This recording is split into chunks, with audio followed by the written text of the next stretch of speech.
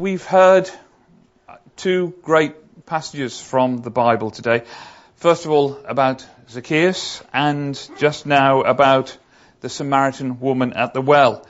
And these two people probably thought that because of their personal circumstances, they probably felt they were the last people on earth that God would want to spend time with, that God would be interested in. In fact, at one point, the Samaritan woman says, "You are a Jew, I'm a Samaritan woman.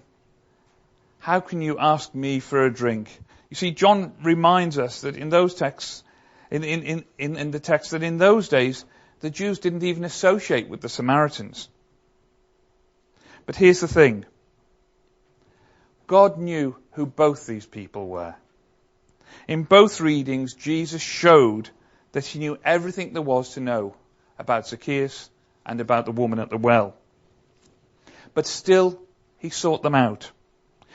Jesus knew that his mission on earth was to bring people back to God. He deliberately looked for and hung out with the people that the establishment thought of as unworthy.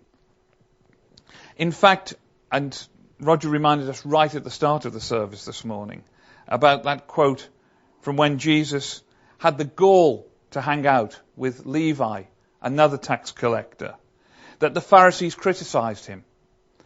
And Jesus' reply was this: "It's not the healthy who need a doctor, but the sick. I have come not to call the righteous, but to call sinners."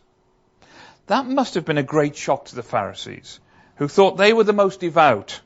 They were the ones who got all the God points by doing all the right things that the Torah told them to do. And therefore they must be the most deserving of God's favor.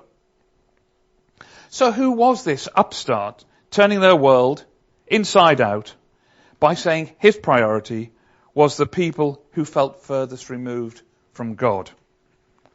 The stories of Levi, Zacchaeus, and the Samaritan woman leave us in no doubt. Jesus knew who he was dealing with, and he was happy to be there for them. You see, God doesn't choose the qualified. He qualifies the chosen.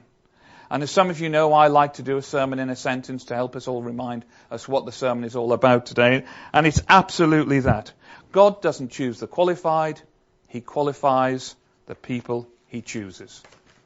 Now, if you're not convinced, and there's no reason why you should take my word for it, let's look at the evidence. Here's a list of people who God called on in the Bible to help him.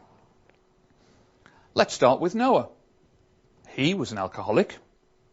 Abraham was too old. And had a child by another woman. Isaac, well, he was a daydreamer. Jacob was a liar. Leah was ugly.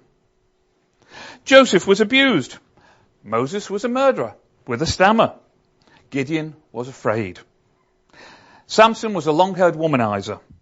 Rahab, a prostitute. Jeremiah, he thought he was too young. David was an adulterer, not to mention a murderer. Elijah, he was suicidal.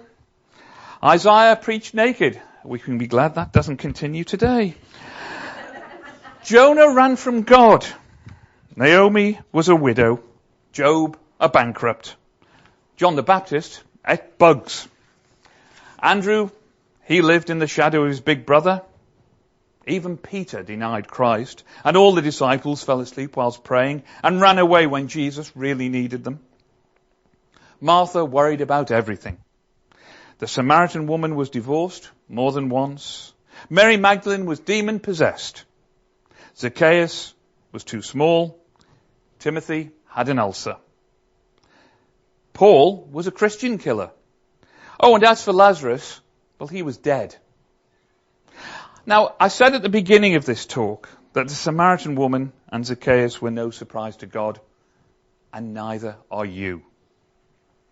He knew we would all make mistakes. He knew we would have some knocks, develop some rough edges. He knew you would not, in fact, could not lead a blameless life. But he made you anyway.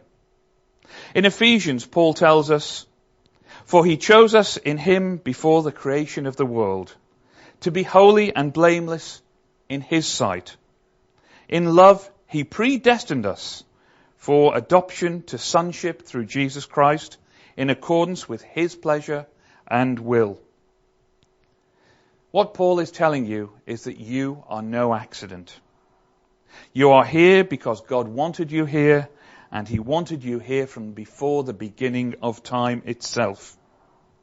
And he still wants you today, regardless of anything you may have done or anything you've yet to do. You see, this line, he predestined us for adoption to sonship through Jesus Christ, cannot be overstated.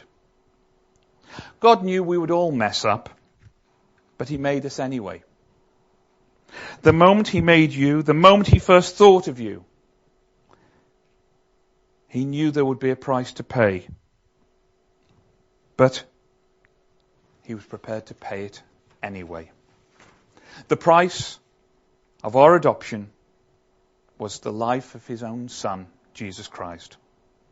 And yes, as God made the very first human being and every one of us since, he knew that Christ would have to pay the price. But he said to himself, you're worth it. The moment he made you, the moment he named you, he saved you. No matter what you have done in the past, no matter what you have yet to do, the price of your redemption is already paid. And all we have to do is ask. As Jesus said to the Samaritan woman, if you knew the gift of God and who it is who asks you for a drink, you would have asked him and you would have received living water. So do not be afraid. Close your eyes and just ask. What a gift.